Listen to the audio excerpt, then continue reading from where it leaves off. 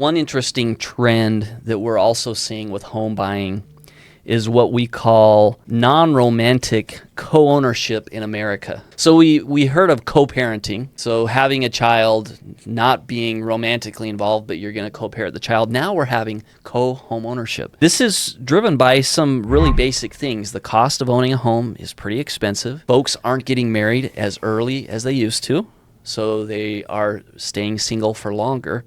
So now we see the rise of co-home ownership becoming a real trend where now nearly 15% of Americans have co-purchased a home with a person other than their partner, and another 50% would consider doing it who haven't done it yet. Well, I actually have 3 buddies who are considering doing this together right now.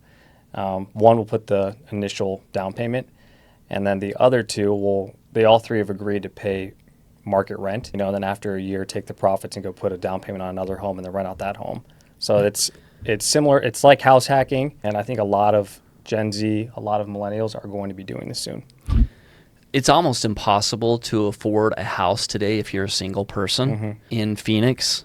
You have to have a really, really high income if you're by yourself wanting to buy a home.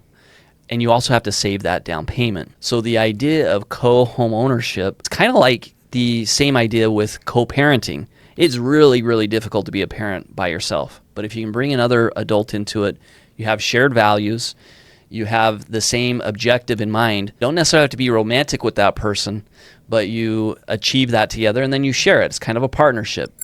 And this is something that we're seeing across the country now. Gen Z is the group that's saying they'll do it the most. Nearly 70% of Gen Z'ers saying they would be happy to co-own a home with someone outside of their romantic partner. Not getting married, I think that makes so much more sense. I mean, if you don't have any romance involved in a transaction like that, just the complications of a relationship, think about how many arguments you've just avoided right there.